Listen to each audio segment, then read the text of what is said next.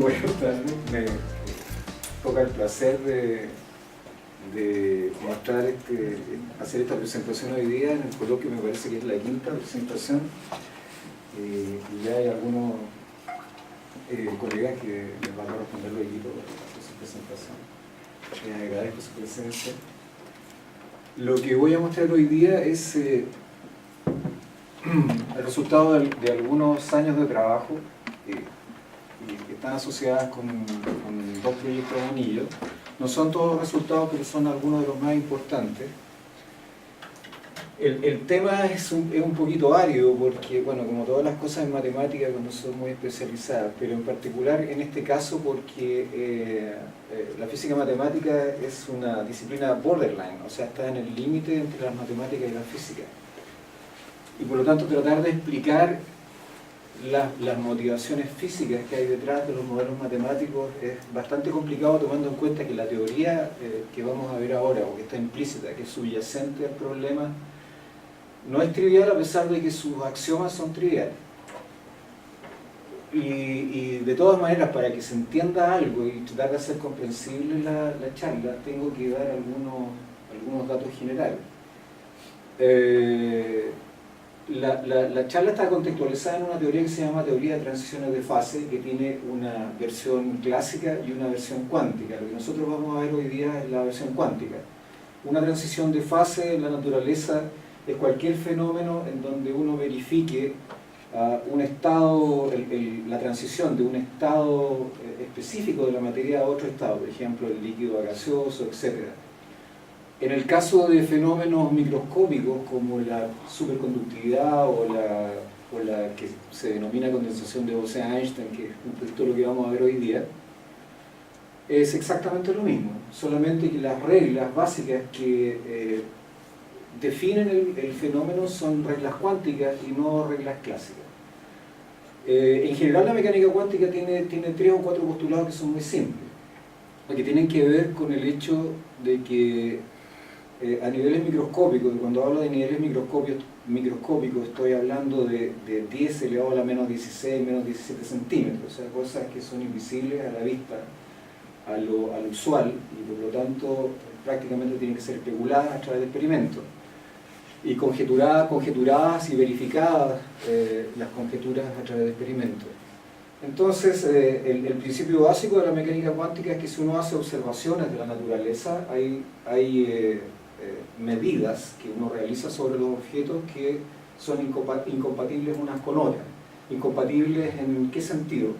Si yo mido la posición de una partícula que se está moviendo en una línea recta, por ejemplo, tengo una gran incertidumbre respecto de las medidas del momentum de la partícula, o si ustedes quieren, de la velocidad de la partícula. Y viceversa, si obtengo una gran precisión respecto de las medidas de la partícula, de la velocidad de la partícula, tengo una gran imprecisión respecto de la posición de la partícula. O sea, es decir, no puedo conocer exactamente con gran precisión ambos observables físicos en forma simultánea. Ese es el principio básico. Y de ese principio básico surge una teoría matemática que está sustentada prácticamente en el análisis funcional y en la teoría de operadores, y sus postulados básicos son muy simples. Son 4. Primero, que los estados de un sistema ahora no son los objetos, o sea, uno ya no tiene la visión característica de la trayectoria de la partícula. Las trayectorias pueden seguir siendo continuas, ¿no es cierto?, pero uno sencillamente no las conoce, no sabe exactamente qué es. Y como no tiene mucha información tampoco respecto del momentum de la partícula, entonces lo que tiene asociado es una función de probabilidad respecto de esos observables físicos. Entonces ahora un observable físico, o sea, un estado de un fenómeno físico, por ejemplo, de una partícula, va a ser una función que va a estar asociada a un espacio de Hilbert. Y el módulo al cuadrado de esa función representa la densidad de probabilidad o de encontrar la partícula en una región determinada del espacio, o de que la partícula tenga un determinado momentum en esa región del espacio, por ejemplo. ¿Okay? Es decir, ya mis objetos no son los objetos materiales usuales, sino que son objetos respecto de los cuales yo puedo adelantar solamente desde el punto de vista probabilístico el estado en que se encuentra. Eso cuando uno quiere observar una partícula o dos partículas o tres partículas en forma separada. Sin embargo, cuando quiero observar un conjunto muy grande de partículas, el problema se complica bastante. Y como un estado de la materia en realidad es un estado que tiene que ver con millones, miles de millones de partículas, entonces lo que tengo que hacer ya no es la mecánica cuántica usual de una partícula, sino que tengo que hacerla para sistemas de partículas. Y eso es lo que nosotros vamos a ver ahora. Entonces, ¿cuál es el formalismo que hay detrás de esta teoría? Si antes el momentum de la partícula estaba representado por una variable clásica que uno llamaba velocidad, ahora, y la energía de la partícula estaba representada por una cierta función también clásica, ahora, por ejemplo, la energía libre de una partícula va a venir representada por un operador. Por ejemplo, este es el laplaciano. Imagínense que hay una partícula metida en una cajita en R3. Entonces, la energía libre de la partícula ya no viene representada por una función clásica que va a depender de la posición y de la velocidad, sino que va a venir determinada por un operador. Es el operador laplaciano definido sobre una caja y con ciertas condiciones de borde que van a permitir que este operador sea autoadjunto. En términos de matrices, si uno hablara de espacios vectoriales finitos, está diciendo que este operador es simétrico. Como estos espacios sobre los cuales va a actuar el laplaciano son infinitos, entonces tenemos que hablar de autoadjunticidad, que es un concepto un poquito más general. Entonces, ese es el hamiltoniano para una partícula libre, es decir, eventualmente este operador que está aquí me va a servir para determinar la energía de una partícula que se encuentra moviéndose en forma libre dentro de una caja,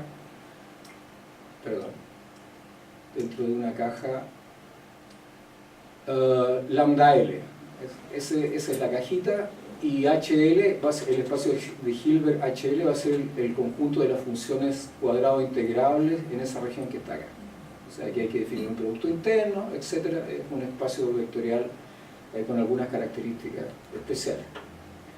¿Cuál es la caja? La caja es esa, ¿no es cierto? Es el producto cruz de menos L medio, L medio, es un cubo en realidad, ¿cierto? Este es RD, una caja cúbica con frontera delta lambda y volumen B lambda igual LD. En realidad este no es LD, bueno, es L, tiene largo L cada uno de los lados, por lo tanto ese es el volumen de la caja. Así que ya saben, ahí tienen una partícula, tienen la energía de una partícula, tienen el espacio de estados, cada una de las cosas que está aquí representa un estado posible de la partícula. La aplicación de SL sobre cada una de estas me dice cómo va a ser la energía de la partícula dado que se encuentra en ese estado. Esta es la caja en donde se encuentra y este es el volumen de la región. Uno tiene que imponer algunas condiciones de borde adecuadas sobre SL, es decir, sobre menos el laplaciano medios, de tal manera que este operador que está acá se vuelva operador autoadjunto. En lenguaje formal, si esto fuera una matriz, que la matriz sea simétrica. ¿Por qué necesita que la matriz sea simétrica? Porque los valores propios asociados al problema de valores propios de S phi igual lambda phi, esos valores propios van a representar las energías accesibles del sistema. Y para que sean accesibles uno necesita que esos lambda o esos valores propios sean reales. Y si la matriz es simétrica, y en este caso el operador es autoadjunto, uno lo que necesita es precisamente eso. Entonces, aquí están ahí va a haber una base de vectores propios asociados al C lambda, ¿cierto? Ahí están los vectores propios, me falta el phi sub j, que van a tener valores propios asociados a lambda LJ. Y phi sub j va a constituir una base de funciones ortonormales en este HL que está acá. Además, con las condiciones de borde, uno va a poder ordenar los valores propios de esta manera. Estas van a representar energías del sistema asociadas a la partícula libre, a la energía de la partícula libre. Eso es en general lo básico en el caso de una partícula que está introducida en un volumen de este tipo, en una región de ese tipo. Pero como lo que nosotros queremos es describir un espacio no de una partícula, sino que un espacio de n partículas, entonces lo que vamos a hacer es lo siguiente, antes de pasar acá. Recuerden que este es el operador de energía para una partícula, ¿sí?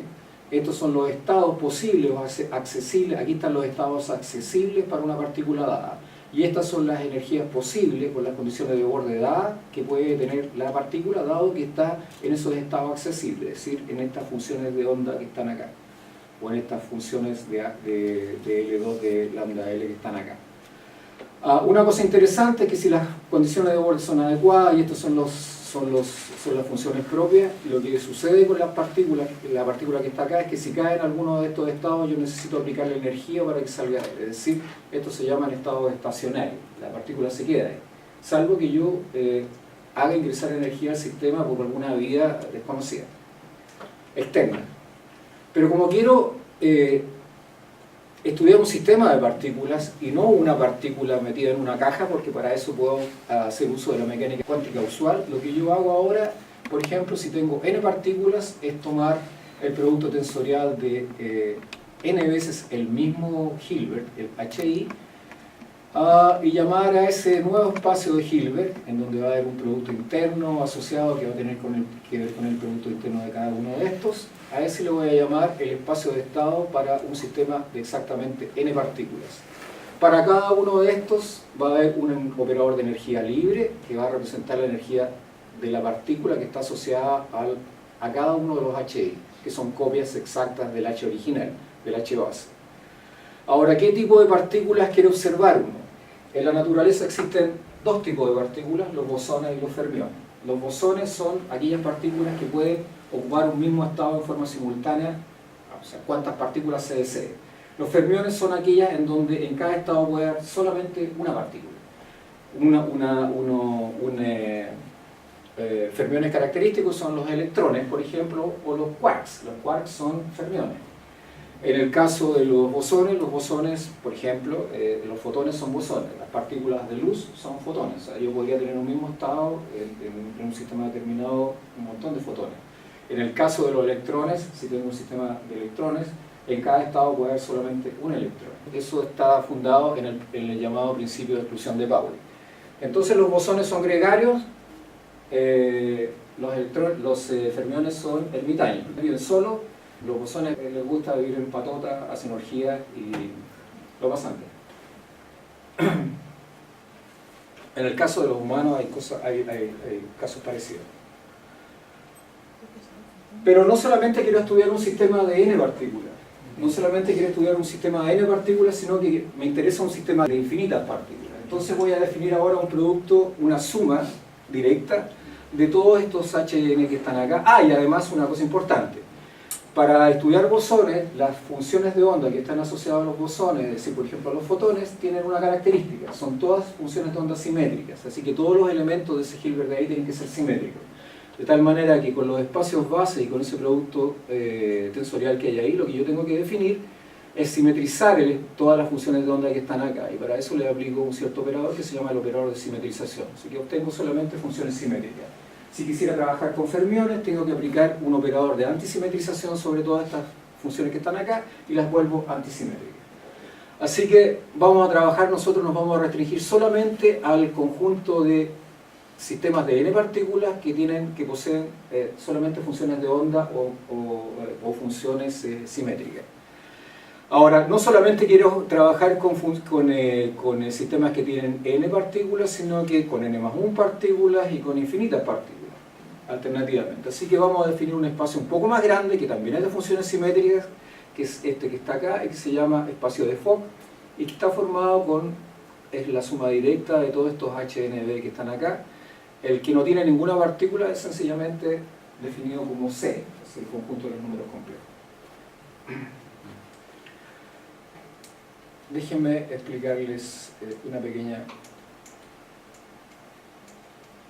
Entonces, tengo un operador que es el laplaciano, que me sirve para describir la energía libre de una partícula. Tengo un H que está definido sobre la región en donde está... Perdón, tengo un H que es el L2 de lambda. Lambda es la región en donde está un cubo, en donde está escondida la partícula. Ahora tengo un espacio que me sirve para describir estados de un sistema de n partículas. Para cada una de esas partículas tengo asociado un laplaciano. Así que si quisiera estudiar la energía de n partículas, el operador de energía final es la suma de todos los laplacianos, cada uno aplicado sobre la partícula respectiva. Vamos a definir sobre este espacio de acá, que es el Fock, ahora esta suma directa, estos operadores de acá. Estos operadores se llaman de aniquilación y de creación de partículas. Cumplen con esta relación. Y lo que hacen es que cuando lo aplico sobre una cosa que está en un sistema que tiene exactamente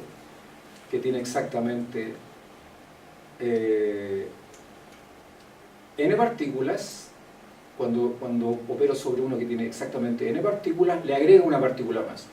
Y el operador de aniquilación de partículas lo que hace es cuando opera sobre una función que está acá, le saca una, así que bajo a un espacio de n-1 partículas. Y estos operadores están así. Esta transformación que está acá, este es un operador cualquiera, como el laplaciano. Si yo quiero trabajar ahora sobre este espacio que está acá, que es el Fock, lo que tengo que hacer es tomar el laplaciano original, de la partícula original, ¿cierto? Ese que está ahí, ese operador, y escribirlo de una manera adecuada con respecto a estos operadores de creación y aniquilación de partículas. Eso es lo que se llama la segunda cuantización del operador anterior. Entonces, en lugar de escribir A como se estaba escribiendo antes, el menos un medio del laplaciano, ahora lo tengo que escribir en términos de estos operadores que están aquí. El procedimiento a través del cual se obtiene este resultado final no es una cosa que sea muy atingente ahora, así que por lo menos déjenme explicarles que eso es denominado segunda cuantización.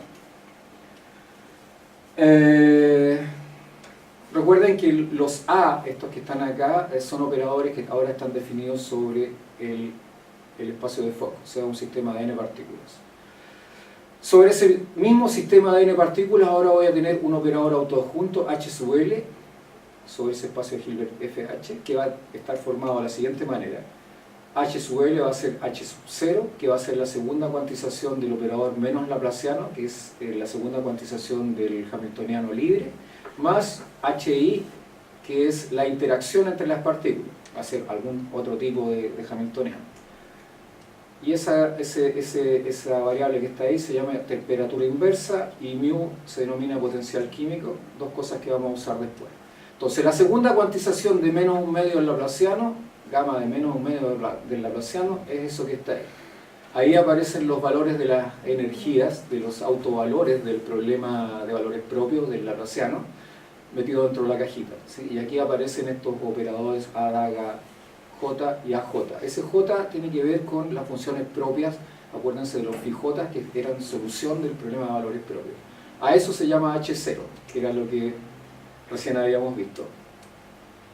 Ahí está el H0, ¿no es cierto? Así que el H0 es la segunda cuantización del menos un medio del laplaciano. Ahora ese operador solito actúa ahora sobre un sistema que tiene infinitas partículas y sobre sus secciones, ¿cierto? Una que tiene una sección que tiene n partículas, la siguiente tiene n más 1 partículas, etc. Y el H1 o el H sub i corresponde a las interacciones. Por ejemplo, si existiera una interacción entre dos partículas, o sea, si tengo n partículas, pero la interacción es solamente entre vecinos, o entre dos partículas, y no se admiten más interacciones, entonces la segunda cuantización de una cosa de ese estilo es una expresión, tiene una forma como esta, ¿cierto? Estos son los operadores daga i, a j, a daga j, ahí me falta un daga, acá y a l. ¿Ya? Y estos son elementos matriciales que tienen que ver con el B que está definido acá. El operador nj es exactamente a daga j, a j, ese que está ahí. ¿Ya? Y este operador me dice exactamente cuántas partículas hay en un momento determinado en el estado J, phi sub J en el sistema. Este es el operador n, se llama número de partículas, suma sobre todas las J, es decir, sobre todos los estados posibles, y me dice cuántos estados están ocupados en el sistema. Este n' es el mismo que acá, solamente que saco el primer valor de J, que es el J igual 0. Cuando J igual 0, a ese estado yo lo denomino ground state, que es el de mínima energía. Acuérdense que estas cosas estaban ordenadas así. Para atrás, esos, fíjense. los estados del hamiltoniano libre están ordenados así, en forma creciente. Eso por las condiciones de Born. Ok. Bueno, yo quiero estudiar ahora funciones de sistemas de infinitas partículas. Y en mecánica clásica o en mecánica estadística uno puede realizar este acto solamente considerando lo que se llaman las funciones termodinámicas clásicas. Ya en su versión cuántica o solamente clásica. Y estas son la suma termodinámica está representada por esa expresión que está ahí, a volumen finito, ¿no es cierto? Ese es el operador del HL de mu, que era el H0 más el H de las interacciones. Este es el operador E, la O menos beta HL mu, típicamente un semigrupo. El beta es la temperatura inversa, así que beta es mayor que 0. Este mu de acá va a depender de que esta traza sea finita o no. De tal manera que esto es lo que se llama la función, la suma gran canónica para el sistema. Esta función que está acá es la denominada función de energía libre del sistema y está definida solamente para sistemas que tienen exactamente n partículas. Y la presión gran canónica, esta es energía libre canónica, y la presión gran canónica viene dada a volumen finito, viene dada por 1 partido por beta b multiplicado por el logaritmo natural de z de beta mu. Así que esta es la presión del sistema. Esto es igual para mecánica clásica como para mecánica cuántica. Esta es la energía libre canónica, es decir, solamente para el sistema con n partículas, y esta es la función de gran partición para el sistema de infinitas partículas. Este ρL es la densidad de partículas para un sistema que tiene exactamente n sub L partículas y está asociada con la energía libre canónica. Entonces tenemos 3 elementos imprescindibles para hacer nuestros estudios.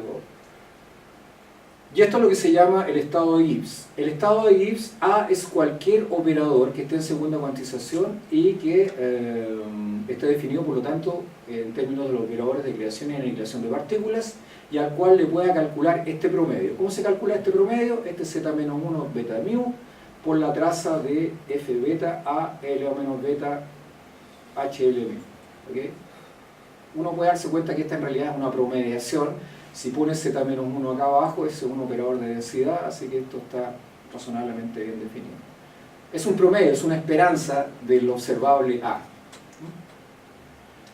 ¿Cuándo vamos a decir que el sistema tiene condensación de Bose-Einstein? Vamos a decir que el sistema tiene condensación de Einstein cuando ρ0, que es el límite cuando B tiende a infinito de n0 partido por BL, es decir, el promedio, con respecto a lo que recién habíamos visto,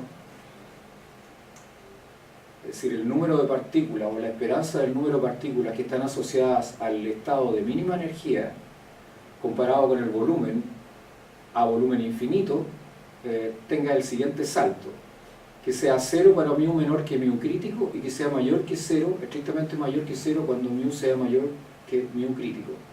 Esto solamente se puede verificar en el límite termodinámico, no se puede verificar cuando ocurre este límite.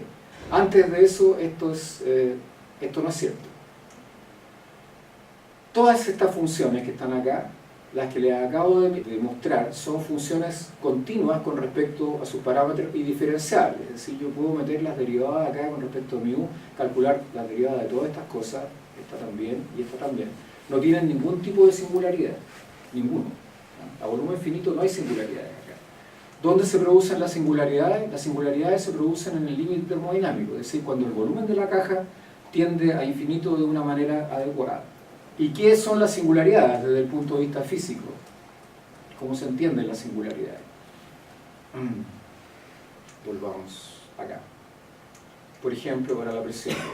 Supongan que tomo la presión límite, es decir, tomo cuando el límite cuando el volumen tiende a infinito de esta expresión que está acá. Recuerden que es absolutamente diferencial, así que es continua, tanto en mu como en beta.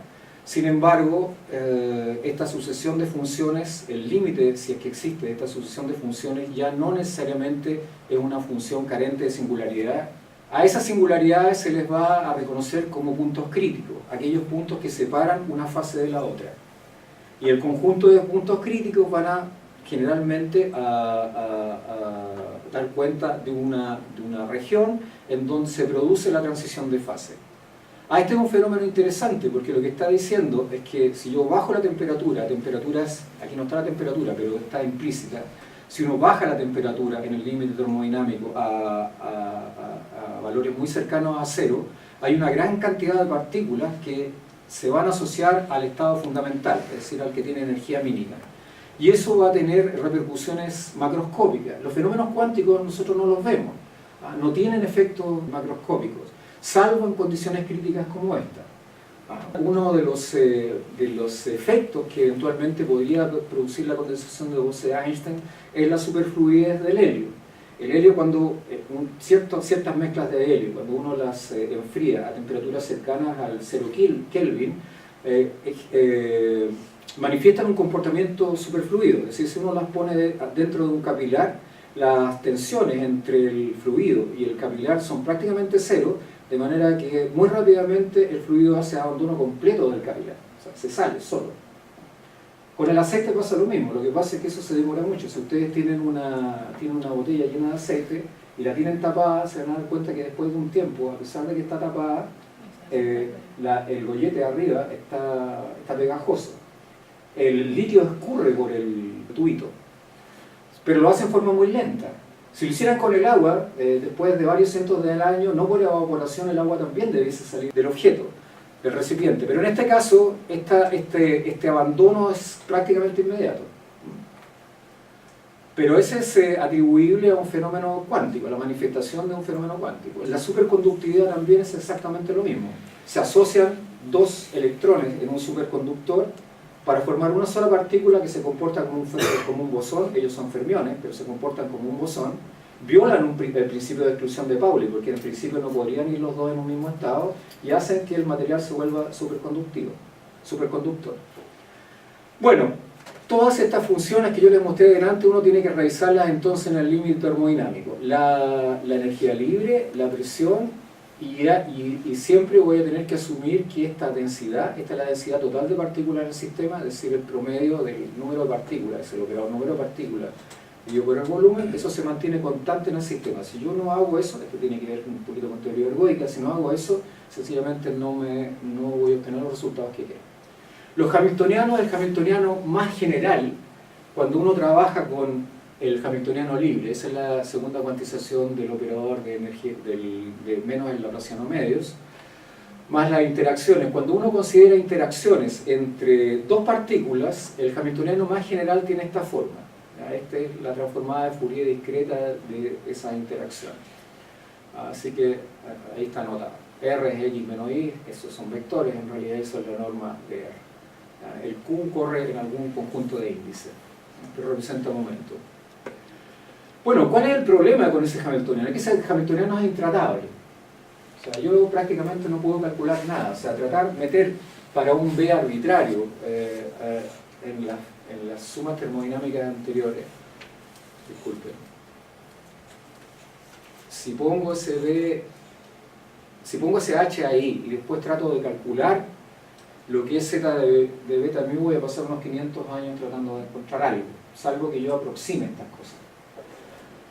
Y por lo tanto toda la teoría de aquí para adelante es una teoría aproximativa. O sea, lo que voy a hacer ahora es buscar otros hamiltonianos que se parezcan a este y que de alguna manera me sirvan para aproximar las presiones y las energías libres. Ese es todo el problema. Que no es un problema pequeño. Guarden en la memoria, ese es el hamiltoniano en general. ¿Qué se hace en general? En general, se ocupa una teoría que se llama teoría de campo medio, o mean field theory, que consiste en obtener hamiltonianos de este tipo y bajo ciertas consideraciones. Estos hamiltonianos aproximan razonablemente bien el que les acabo de mostrar. No son un caso general, pero me dan una buena descripción de las fases. O sea, cuando yo estoy en la fase ya, ese hamiltoniano describe bastante bien cómo se comporta la fase. O sea, si estoy en la fase líquida, si estoy en la fase sólida, me da buena información respecto del proceso. ¿De qué no me da buena información? De los puntos críticos. O sea, cuando estoy en los puntos críticos, la información no es tan correcta. Ni siquiera cuando se hacen los experimentos se puede verificar que en general no coincide. Hay un error que, si no es grande, por lo menos tampoco es menor. Y eso tiene que ver con que hay algunos fenómenos a nivel cuántico que se producen cerca de los puntos de transición, que tienen que ver con un problema que se llama fluctuación, en donde las fluctuaciones son muy grandes y tiene que ver con las medidas que estoy tomando ahí. Por efectos cuánticos, esas medidas son bastante impredecibles y por lo tanto no describen bien el problema, pero algunos dicen, bueno, aquí me importa lo que pasa en los puntos críticos, lo que me importa es lo que pasa en las fases. Estos son muy tratables. Ese es el operador número de partículas, esa es una función g de x es mayor o igual que x cuadrado, que es una función convexa tal que cumpla con esas condiciones. Y esta tiene una gracia. Los hamiltonianos anteriores, esta parte de aquí no conmuta con esta de acá. Estos son operadores, estos también son operadores, así que no conmutan. En este caso, esta parte del conmutador, que es la interacción, sí conmuta con H0. Estos operadores NL, así como los NJ chicos que habíamos visto delante, son operadores de número, así que tienen valores propios asociados, que en realidad son números naturales, y por lo tanto esto se puede tratar clásicamente en lugar de tratarse como una cuestión de teoría de operadores. Entonces una manera de tratar este problema y encontrar las presiones es, uno necesita una medida de conteo que me vaya contando y tiene que tratar de escribir la presión, ahora no con respecto al HL anterior, sino que con respecto a este nuevo, y tratar de que PL de beta mu se escriba como una integral con respecto a esta medida de conteo que está acá. Lo mismo pasa con, estas son las presiones, ¿no es cierto? Las presiones límite, la energía libre límite y la energía libre con n partículas exactamente. Si puedo hacer eso, esta es una manera corta de expresar el problema, yo puedo escribir, ¿no es cierto?, ese límite así para la presión, y esto se puede escribir así, aquí está la integral, esta es la medida de conteo, aquí aparece el FL, y fíjense que esto me queda exactamente el supremo de ρ mayor o igual que 0, donde esa es una variable real, positiva, y esa es la energía libre límite, ya que depende de beta y de ρ. Hay que aplicar un teorema que se llama teorema de grandes desvíos, y esto es un método de Laplace. Cuando uno tiene la integral 1 partido por n de la integral entre 0 e infinito de e elevado menos nf de x, donde f es una función continua positiva de x, el resultado cuando n tiende a infinito es f evaluado en el máximo que tiene la función. Así que esto que está aquí, escrito aquí, es exactamente eso. Y se fijan ustedes, esto que está acá es la transformada de Legendre de la función f beta rho. Esa es la transformada de Legendre. Así que uno puede relacionar la presión gran canónica con la energía libre canónica a través de esta relación que está acá. O sea, si tengo esto, tengo esto.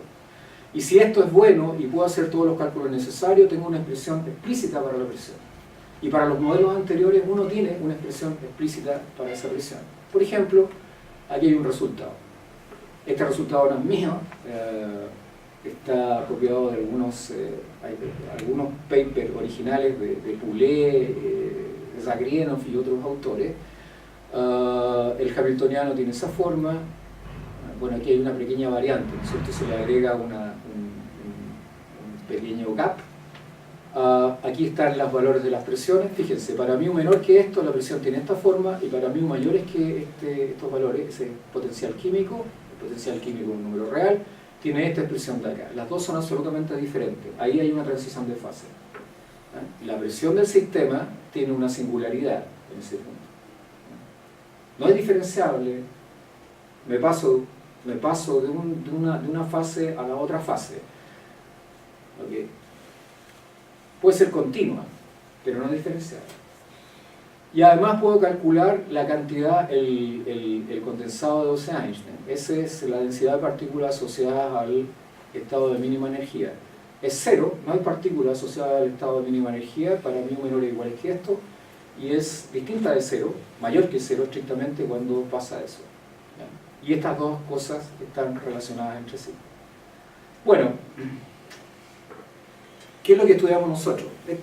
Un típico mean field es una cosa como esta.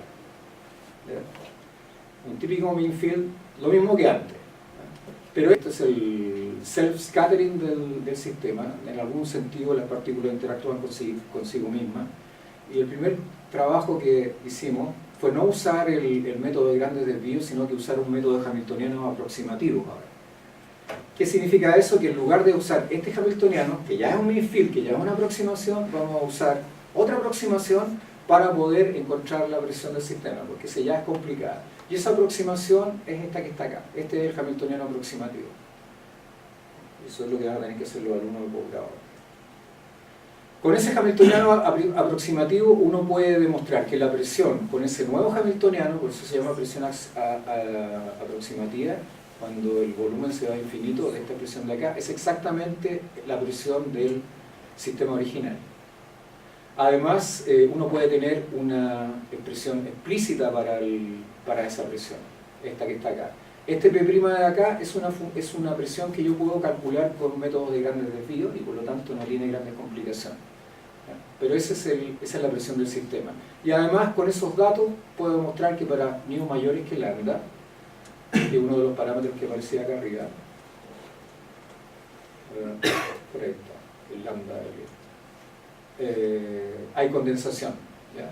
Ρ0 es exactamente μ menos lambda partido por 2. ¿Y qué es lo interesante aquí? Que esta es una condensación no convencional. Es decir, la condensación en general de Bose-Einstein tiene que ver con la temperatura. Esta es una condensación que no depende de la temperatura, sino que depende solamente del potencial químico. Esa es la novedad que tiene. ¿Cuál es la estrategia? Es muy simple. Es un conjunto de desigualdades. Uno tiene que demostrar que la diferencia entre los dos hamiltonianos, ese es con el mean-field, que ya aproxima al original en algún sentido, y el aproximativo, que depende de ese C que está ahí, ¿cierto? Acuérdense que yo metí un C acá. Ese C está asociado con el estado de mínima energía. Está acotado por abajo por 0 y por arriba por una cierta función que depende de ese C y de μ. Y resulta que ese delta L C μ tiene exactamente esta forma de acá, y uno puede demostrar que lo puede acotar por arriba por esta expresión. Esta es una función bonita, es una parábola. En el caso de k igual 2, en el caso de 2, sí, es sencillamente una parábola, así que tiene un supremo, no hay problema, tiene un máximo de hecho, y después cuando haga los cálculos en forma adecuada y aplique el ínfimo sobre los C a los tres lados de esta desigualdad, el ínfimo con el signo menos acá me va a cambiar con un supremo y acá me va a quedar ínfimo, y si tomo el límite cuando, bueno, el ínfimo me va a quedar exactamente igual así, a esto, y cuando tome el límite, cuando L tiende a infinito de ese ínfimo, eso me va a dar 0, de tal manera que en el límite termodinámico, después que apliqué el supremo a este lado, al ínfimo a este lado y a este lado, este me va a quedar 0, me va a quedar 0 menos o igual que 0, así que estas dos cosas van a coincidir en el límite. Así que asintóticamente, esta expresión se aproxima a esta expresión de acá. Y con eso tengo exactamente una expresión para la presión del mean-field, que además aproxima al hamiltoniano original bajo determinadas condiciones, y puedo deducir inmediatamente qué es lo que es esa función. ¿Ya? Como les dije, eso es absolutamente calculable por método de grandes desvíos y que no tiene mayores problemas. ¿Qué pasa ahora? ¿Cuál es el siguiente paso? Los bosones pueden tener spin. Entonces, cada uno de los estados puede tener estados internos alternativos, grados de libertad alternativos. Por ejemplo, el ground state podría tener dos direcciones diferentes, entre comillas. ¿Qué es un spin? Por ejemplo, en el caso de los fermiones, si uno quiere hacer una analogía con mecánica clásica. Generalmente se dice que es el giro, el spin no es el giro, es un número. Pero los electrones tienen spin un medio. Entonces, si uno quiere hacer una analogía con el giro, lo que quiere decir es que si hago un giro de un medio del objeto, vuelve al mismo estado inicial. Si hago un giro de tres medios entre comillas, vuelvo al estado inicial, etc. Si hago un giro completo, que es un spin 1, vuelvo al estado inicial.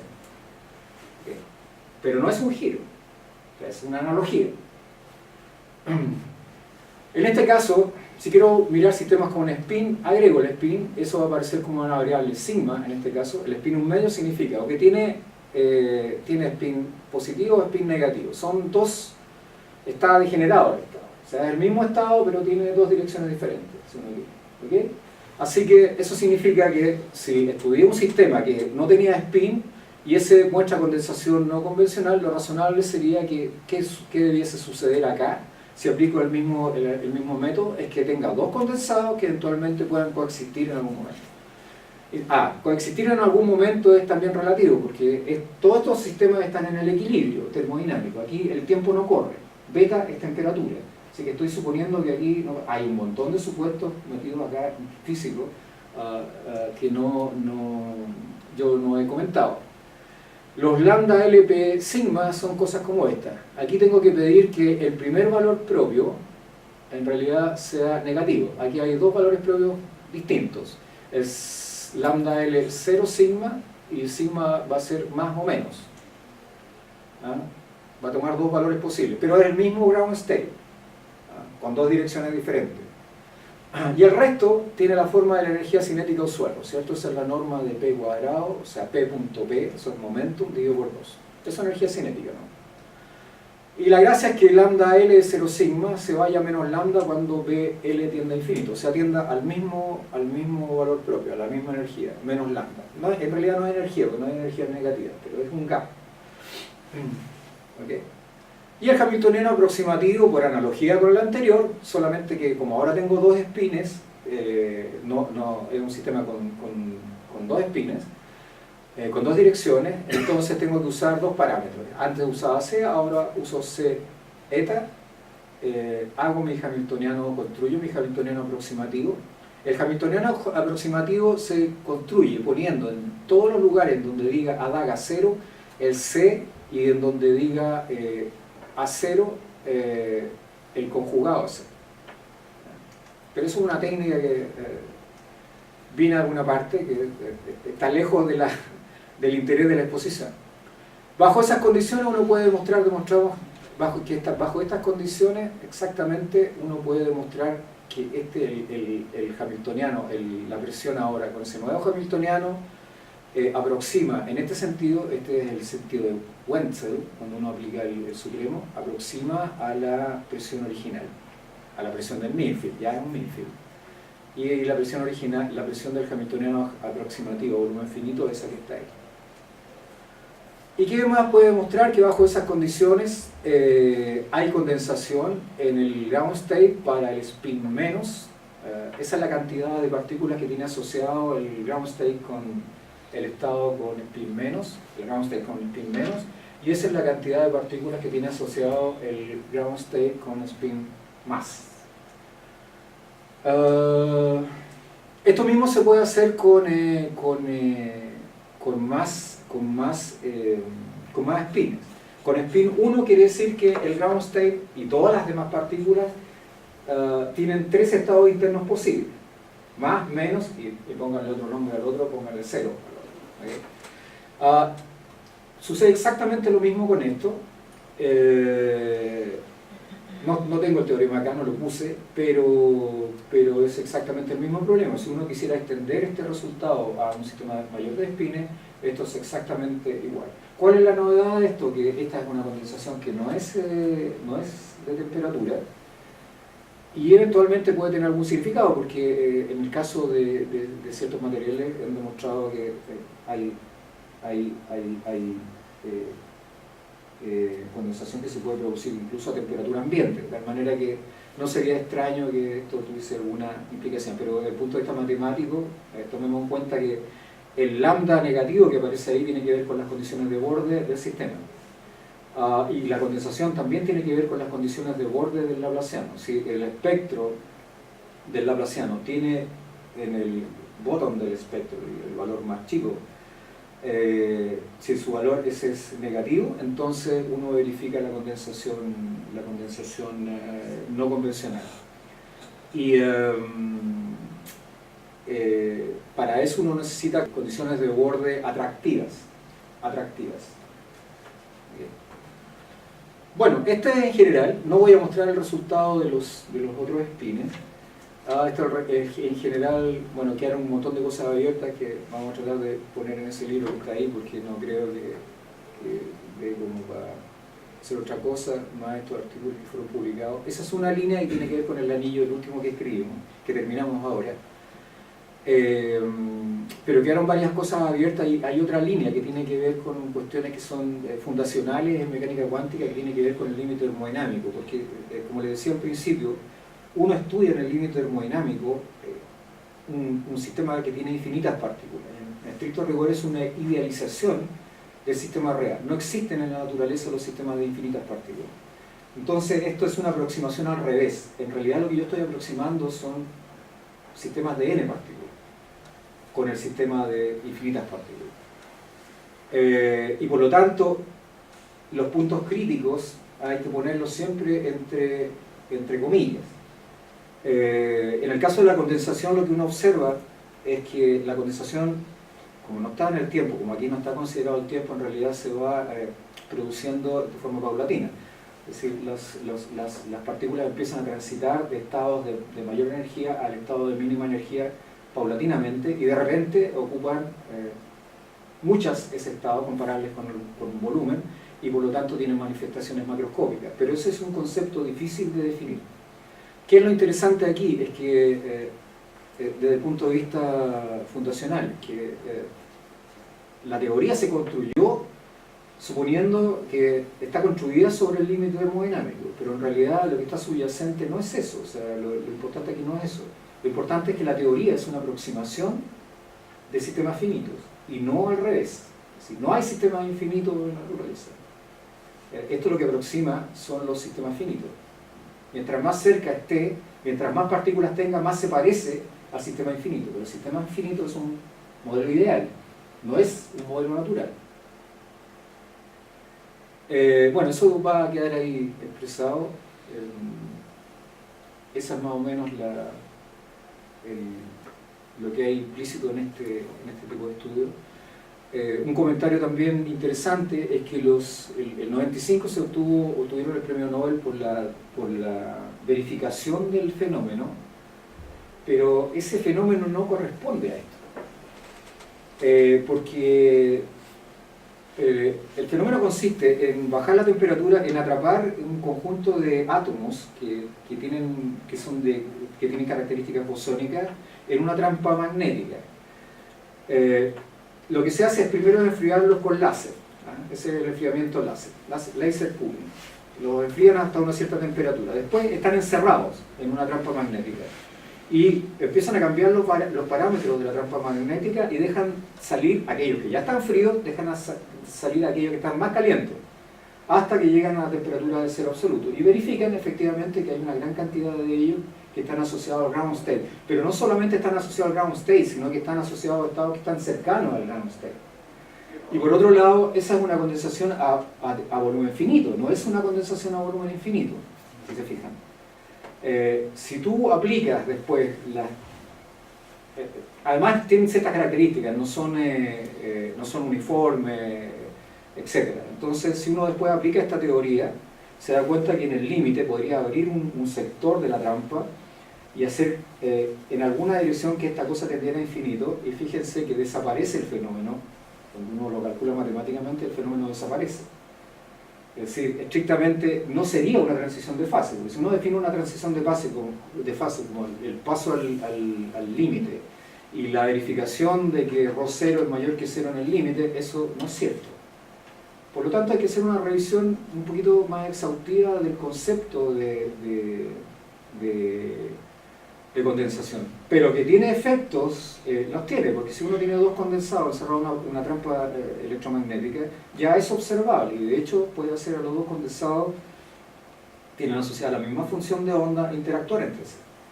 O sea, el concepto de macroscópico no es el mismo concepto de macroscópico que tenía Gibbs o que tenían las primeras personas que elaboraron la teoría, la mecánica, las bases de la mecánica estadística. Por lo tanto, que es una teoría que tiene que ser revisada, no cambiada, pero sí revisada en el tenor de los resultados que han obtenido. Ahí seguramente eso se va a replicar con otras cosas. Eso es lo interesante que tiene Esto es una teoría que no está cerrada para nada, bueno, prácticamente todas las teorías físicas, ¿no? Una teoría que sea una teoría exclusiva que dé cuenta de todo. No sé si hay consulta, si lo gustó, se entendió. Cada vez entiendo. No, a la... Sí. ¿Puedo hacer otra pregunta desde mi ignorancia? Sí, no, esas son las peores preguntas. Pero tú estás trabajando con sistemas de n partículas que podrían llevarse al límite de ser infinitas partículas, pero no es un conjunto numeral. Es que en el infinito ya no es así. El operador, de hecho, cuando tú pasas al infinito, tu operador h, que era el h de la segunda cuantización, ya pierde sentido. O sea, tú te preocupas solamente de la función. Me explico, ¿no? Tienes dos alternativas para tratar el problema. Tratando de entender la teoría física. No, pero sí, entendí perfectamente el problema. Ni siquiera el hamiltoniano que tú defines inicialmente para estos sistemas tiene sentido cuando tú pasas al límite termodinámico. Entonces hay un montón de cosas que quedan que tienes problemas con esto.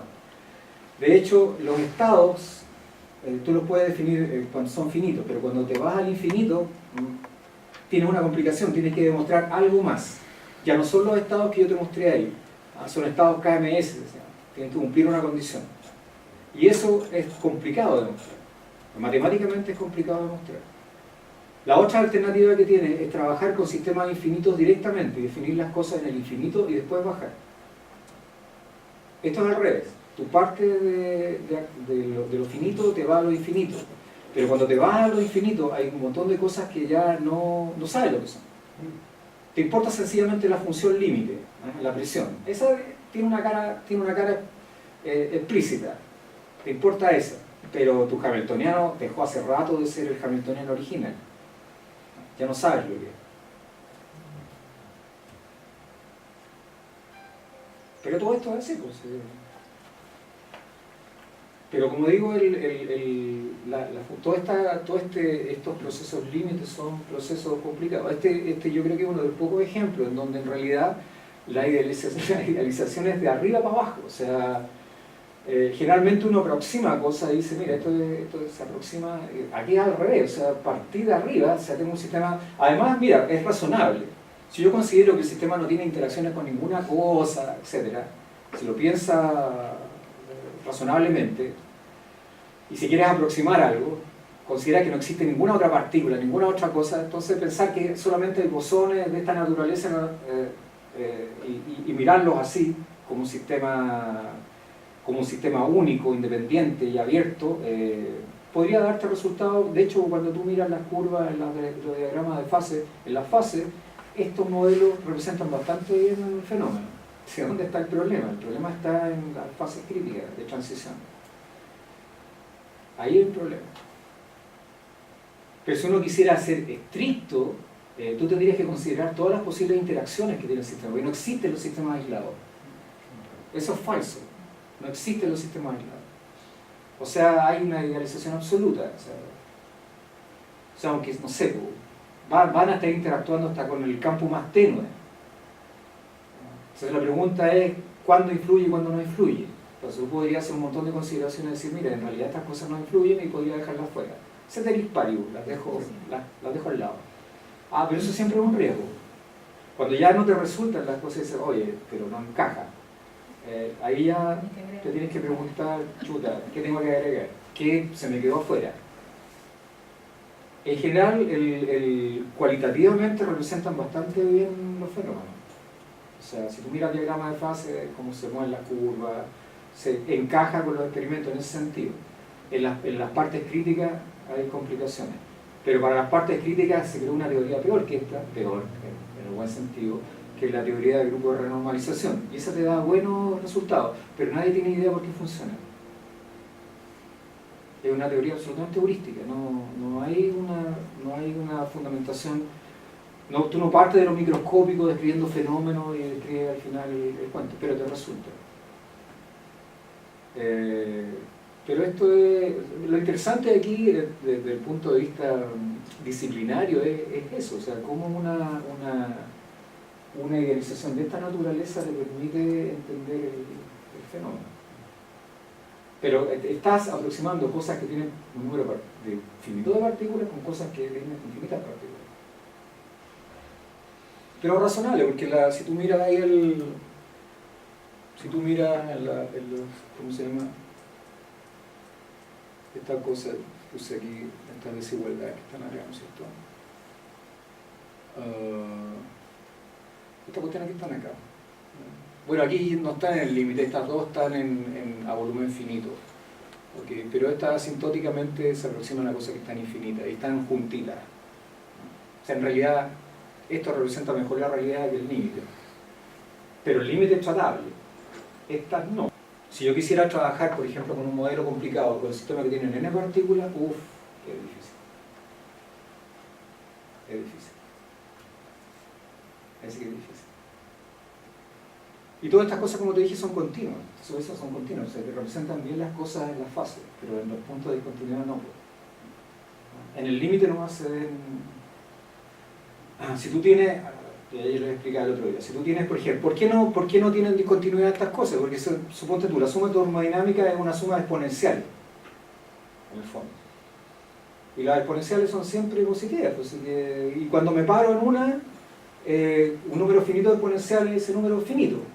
Pero si sumo infinitas exponenciales, por ejemplo, la típica serie e elevado a menos omega n, omega fijo y n de 0 a infinito. O x elevado a la n, sumatoria de x elevado a la n, nomás, con módulo de x menor que 1. La suma general, si tú la sumas entera, es una geométrica. Es 1 partido por 1 menos x.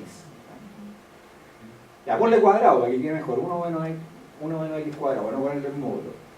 Ya, esa tiene una singularidad en x1, que lo que en el fondo refleja es que estoy sumando infinitas exponenciales. Pero si yo me paro en el número n, eso es finito. Esa suma es finito, es 1 menos x elevado a 2n más 1 partido por 1 menos x. ¿Ya? Y si yo calculo el límite cuando x se va a 1, de eso no me da infinito, ni me da 0 partido por 0, pero si yo derivo, aplico el orbital, me queda un número, es rectificable en el infinito no. Pero la realidad es lo finito, no lo infinito. Entonces me representa bien la fase. Cuando tú hablas de, por ejemplo, tratar la aleatoriedad de funciones de onda, por ejemplo, de estas partículas, ¿qué medidas de probabilidad ocupan? ¿Qué hacen con eso? Es que la medida de probabilidad, todas las funciones de onda son funciones normalizadas. Entonces, ese es un supuesto de la mecánica cuántica. Vamos a hablar de una partícula, no de un sistema de n partículas. Ese es uno de los postulados de... Se me olvidó ya, estoy viejo. Había varias interpretaciones de la función de onda. Siempre hubo varias interpretaciones de la función de onda. Cuando se crea la mecánica cuántica hay 2 o 3 interpretaciones diferentes de la función de onda. Primero que no representaba una partícula, sino que lo único que puede representar es un conjunto de partículas. O sea que no tiene sentido hablar de una partícula. ¿Saben por qué la función de onda, no? Cuando ustedes tienen una rendija, tienen 2 rendijas, 2 agujeritos, y hacen pasar electrones por los 2 agujeritos, si estas fueran partículas clásicas, lo que debería pasar es que los electrones pasaran aleatoriamente por cada una de las rendijas, y al otro lado, si fueran objetos como balas, uno debería encontrar una distribución razonable de las balitas y las puede calcular, etc. Bueno, no pasa eso. Yo hago pasar los electrones por ahí y lo que se verifica es un fenómeno de interferencia ondulatoria, que no tiene nada que ver con la distribución esa que les acabo de decir. O sea, es como que pasara una onda por las dos rendijas y la onda interfiriera consigo misma. Entonces aparecen lugares donde se interfirió completamente, lugares donde no hay interferencia. Si uno hace el experimento, eso es lo que pasa. Entonces, ¿qué es una partícula? Esa es la pregunta. Si un electrón es una partícula, ¿por qué no tiene el comportamiento de una partícula? El electrón también se comporta como partícula, o sea, igual que los fotones. O sea, en algunas condiciones, si lo dirijo contra un objeto, el fotón se devuelve. Es una partícula. Pero si lo hago pasar por 2 rendijas, el comportamiento es otro. Entonces, ¿qué es? ¿Es una partícula? ¿Como la que nosotros conocemos? ¿O es una onda? ¿Qué es? Entonces la solución Una de las soluciones fue la que dio David Bohm. David Bohm dice que en realidad es una partícula que va acompañada de una onda. Entonces hay unos experimentos ahora que están muy de moda que se llaman los... también me olvidé. Voy a comer mis pasas mañana. Hay otro... droplets. Es un líquido viscoso donde va rebotando una gotita. Entonces cuando la gota llega sobre el líquido, la tensión, el golpe, produce una onda. Entonces tú puedes hacer bajo determinadas condiciones que la partícula que se va moviendo junto con la onda, y la onda que crea finalmente dirige la partícula. O sea, el sistema no es la partícula. O sea, el sistema es la partícula más la onda. Y si tú disparas estos droplets, o sea, los diriges a dos rendijas, se produce exactamente el mismo problema, el mismo fenómeno que se produce en el caso de la mecánica cuántica. Por lo cual yo no estoy diciendo que las partículas sean eso. Pero la teoría de Bohm, que en el fondo es la teoría de Broglie, que fue el primero que lo postuló, que se llama de la onda piloto, es que en realidad la partícula no va sola. La partícula va con una onda, acompañada de una onda. Ahora, esa teoría es prácticamente la teoría cuántica, no es una pseudociencia, sino que hay matemática detrás. No es algo que no es algo ilógico ni algo que no deba ser considerado. Ahora, ¿por qué dejó de considerarse? Ese es otro tema. Ese es otro tema. Pero eso es un fenómeno que tú no conoces. Ahora, ¿cuál es la otra interpretación? Que en realidad la función, claro, hay una función de onda, pero que la función de onda en realidad, ¿qué es lo que dice? Esa es la interpretación de Born, y que fue la más aceptada.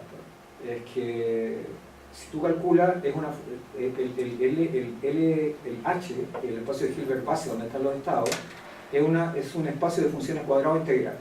Ese es el sistema. Entonces, si tú tomas un estado en donde está la partícula, el módulo de esa cosa al cuadrado están normalizadas, es la densidad de probabilidad de encontrar la partícula en una región, por ejemplo, si estamos viendo en una recta. Entonces, si la partícula tiene asociado el estado phi y se está moviendo sobre la recta en el eje real positivo, entonces la probabilidad de encontrarla en la posición X, por ejemplo, es la integral entre 0 e infinito. ¿Cuál es la posición? Es X. Cuando uno lo hace en variables clásicas es X, ¿no es cierto? La posición es X. Entonces me queda la integral entre 0 e infinito de X, quiero encontrar el valor posible de X, por módulo de phi cuadrado de X. Módulo de phi cuadrado es una densidad de probabilidad, porque está normalizada. Si la consideras como densidad de probabilidad. Así que, y en el fondo eso es el producto interno entre X y phi de X, una cosa así. Y la interpretan como eso. Pero es una interpretación. Es una interpretación. Ahora si tú lo miras, sí, funciona. Funciona. Pero la otra teoría es igual de válida. O sea, y las razones por haberla desechado son de lo más pintorescas. Tiene más que ver con cuestiones ideológicas que con cuestiones científicas. O sea, la otra interpretación es tratar de encontrar un mecanismo que explique el fenómeno. La interpretación de probabilista te deja abierto, o sea, es como, bueno, puede pasar cualquier cosa. Digo. La partícula podría ser una especie de onda, una especie de chicle que se dispersara en el espacio y el 25% de la partícula está aquí y el 75% de la partícula está allá. También lo puedes pensar así. Pero no tienes manera de demostrar cuál es la correcta. Es una cuestión de elección al final. A pesar de todo lo que te digan. No hay ninguna razón lógica. La corriente va para allá, no hay nada que no te permita escoger la otra. De hecho, la teoría de Bohm explica muchas cosas, tiene problemas con la mecánica cuántica relativista, pero ¿quién no tiene problema con eso? Ese es el único drama, pero el resto es igual, es idéntico. Fíjate que hubo un teorema de John von Neumann, porque cuando idearon esta cosa, a ver, discúlpeme que un minuto, 2 minutos. ¿Cuál fue el problema con la mecánica cuántica? Ya que El primero que alegó fue Einstein. Entonces, ¿qué alegó? Oye, encontró un ejemplo que contradecía la teoría especial de la relatividad. La teoría especial de la relatividad dice que los objetos no se pueden mover a una velocidad mayor que de la luz. O sea, que tú no puedes transmitir información de A a B sin transmitirla a una velocidad menor que esa. No puedes. Entonces, resulta que si tú tomas la teoría cuántica y pones a dos partículas juntas, de repente las pones en contacto y que estén en el mismo estado, un estado que se va a llamar entrelazado, tú lo preparas, y después las separas. Entonces, si tú le cambias algo a la partícula de acá, por ejemplo el spin, son partículas con spin, la partícula de acá lo va a sentir de inmediato, o sea, se da cuenta inmediatamente que sin mediar ninguna velocidad, o sea, te lo hice aquí, lo hice allá, es instantáneo. Entonces, eso viola la localidad de la teoría de Einstein. La viola. La localidad quiere decir eso, que la información no la puedes transmitir a más de la velocidad de la luz. Ya, eso produjo un gran revuelo y John von Neumann demostró, entre comillas, ¿no es cierto?, que y Einstein además postuló que lo que debía pasar en realidad es que había variables ocultas que no se notaban durante el experimento, que eran clásicas y que en realidad hacían que la información se transmitiera a velocidades menores que la luz, pero que los experimentadores no lo notaban. Entonces había que construir una teoría de variables ocultas para probar la mecánica cuántica. O sea, la teoría cuántica en realidad era una teoría inconsistente porque no daba explicación de eso. Y para hacer una teoría consistente, que fuera consistente además con la teoría de la relatividad, había que introducir estas variables ocultas. Ya. John von Neumann, en un determinado, muy conocido matemático, en un determinado momento escribió un libro donde demostró, entre comillas, que las teorías de variables ocultas eran ilógicas e incompatibles con la mecánica cuántica. O sea, matemáticamente se supone que lo demostró. Se demoraron 20 años. Cuando eso pasó, David Bohm había postulado su teoría, esta teoría de la onda piloto, que además es una teoría de variables ocultas. Es una teoría de variables ocultas. O sea, se supone que las hay. Entonces, cuando esto pasó, murieron las teorías de variables ocultas. Cuando saca su demostración John von Neumann, todos se decepcionaron y los que estaban tratando de hacer teoría de variables ocultas se vinieron abajo. El único que estaba de acuerdo era Einstein, que seguía reclamando. Y 20 años después, una persona que se llama John Bell, otro físico, se dio cuenta que el teorema estaba malo y que la demostración estaba mal hecha. Y además hace comentarios notables como: oye, es increíble, raro que nadie haya notado que el error que había en la demostración de von Neumann. Cuando eso pasó, se optó por una de las posiciones que tenía que ver con respecto a la mecánica cuántica, o sea, olvídate de la variable oculta. Y John Bell demostró otra cosa, demostró las famosas desigualdades de Bell. Las desigualdades de Bell dicen que cuando se cumplen en determinadas condiciones, cumplirlas significa que tú estás dentro de la mecánica clásica, violarlas significa que estás dentro de la mecánica cuántica. Entonces en el fondo te dice que son dos mundos aparte. O sea, como que quedemos tranquilos, mire, este terreno de la mecánica clásica y este terreno de la mecánica cuántica. Entonces, y en el fondo dice que no hay teorías de variables ocultas locales que den cuenta de la mecánica cuántica. Entonces vino David Bohm y cambió su teoría de variables ocultas, que era no local, la cambió por una local, para dejar contenta las desigualdades de B. Con lo cual volvía al escenario. O sea, ahora a Einstein le dio una doble pataleta, reclamó cómo, o sea, primero él quería que la cosa fuera local, porque igual seguía contradiciendo en su opinión la teoría clásica, perdón, la teoría de la relatividad especial. Bueno, cambió después vino el teorema, uno que se llama The No Cloning Theorem, que dice que tú no puedes, en realidad que tú no transmites, cuando se produce este fenómeno de procesamiento, tú no transmites información, que la información siempre es parcial, y por lo tanto no se viola el principio de la relatividad especial. O sea, es como una especie de pausa extrañísima. sea, como que todos debiéramos quedar contentos porque en realidad ninguno se toca. Es como cuando, mira, sabes que tú no eres culpable, pero yo tampoco. Pero está claro que hay un problema. Está claro que hay un problema. Entonces todos se quedaron contentos. ¿Qué pasa ahora? Que resulta que los droplets ahora son grito y plata, y todos están haciendo experimentos con droplets y empiezan a cuestionar, están aburridos de mandar partículas, de entrelazarlas y separarlas para tratar de demostrar que en realidad la información se transmite en forma instantánea, demostrar el fenómeno, sin participación de variables ocultas, porque cada vez que hacen el experimento, y esto llevan años, sale otra persona que lee el experimento y dice, ah, loophole, hay una laguna en el experimento, hay que hacerlo de nuevo. Esta laguna significa que igual podría haber variables ocultas. El último artículo del 2015 en el Nature, ahora sí que demostramos que el entrelazamiento se satisface.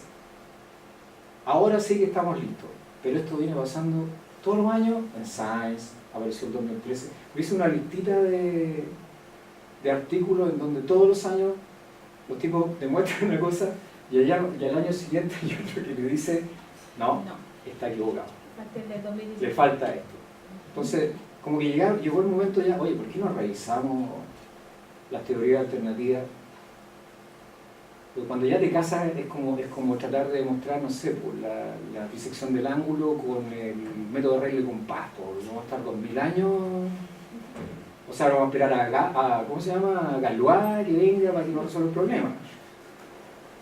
Pero eso ya es es parte de del, no sé, ¿cómo se llama este programa de televisión? De reality, claro. Pero a nadie le importa, la mecánica cuántica funciona, es una muy buena teoría, una teoría preciosa desde el punto de vista matemático, preciosa, es preciosa. O sea, uno se puede enamorar de la teoría cuántica, lo que pasa es que tiene que bajar a la realidad también. Uno podría vivir en el mundo matemático de la teoría cuántica y hacer cosas maravillosas, y de hecho se hace. El problema es que, bueno, yo supongo que una ciencia, en este caso, lo que necesita es tratar efectivamente de describir la realidad. Pero además de describir la realidad, debiese hacerse un intento por tratar de explicar los mecanismos internos. O sea, no te puedes quedar tampoco con que la teoría funciona. O sea, por lo menos en mi perspectiva. Si no, vas a terminar transformándote en una religión. Sin ánimo de... Está bien, o sea, pero son dos esferas diferentes. O sea, si tú no tratas de dar explicación de los mecanismos, a mí me complica. O sea, no me voy a quedar siempre pensando, oye, o sea, hay gente que lleva 30 años mandando fotones por el hiperespacio, con todo respeto, lo digo, y tratando de demostrar el cuento. Y todos los años dicen que le van a dar el Nobel. Después ya sale alguien que lo decepciona y le dice, no, sabes que tu experimento le falló esto. Y la gente está especializada en eso, o sea, hay gente que espera que aparezca el artículo para buscarlo y buscarle la diferencia. No, tienes que hacer esto. Y después de que hace eso, se da cuenta, no, pero tenía que hacer esto. A lo mejor revisar. Bueno, no sé si eso... para no ocurrir lo mismo. Quizás son trolls que saben la verdad de la teoría y no quieren que nadie más lo descubra. Es probable que esto sea una maquinación del Pentágono para evitar que nosotros sepamos cuál es la realidad final. Pero esto en general, lo interesante aquí es que los fenómenos cuánticos eventualmente, que son fenómenos tan microscópicos, producen efectos que son macroscópicos. No la transmisión del pensamiento ni esas cosas, para eso mejor llamen por teléfono. O sea, esa es transmisión de pensamiento. Pero que producen fenómenos macroscópicos, bajo determinadas condiciones los producen, y bajo otras condiciones más extremas, por ejemplo. Pero siempre son extremas, ¿no? O sea, yo no ando por la calle encontrándome con un condensado de 12 Einstein, estoy llegando al cero absoluto. O sea, si estuviéramos en el cero absoluto aquí, esto sería una locura. Bueno, muchas gracias por haber